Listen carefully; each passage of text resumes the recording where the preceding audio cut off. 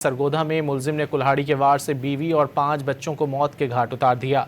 मुलजिम ने वारदात के बाद खुदकुशी की कोशिश की है। उसे तशवीशनाक हालत में अस्पताल मुंतकिल कर दिया गया। सरगोधा में मुलजिम ने कुल्हाड़ी के वार से बीवी और 5 बच्चों को मौत के घाट उतार दिया। मुलजिम ने वारदात के बाद खुदकुशी की कोशिश की। उसे तशवीशनाक हालत में अस्पताल मुंतकिल कर दिया गया। सरगोधा में मुलजिम ने कुल्हाड़ी के वार से बीवी और 5 बच्चों को मौत के घाट उतार दिया। मुलजिम ने वारदात के बाद खुदकुशी की कोशिश की है। उसे तशवीशनाक हालत में अस्पताल मुंतकिल कर दिया गया।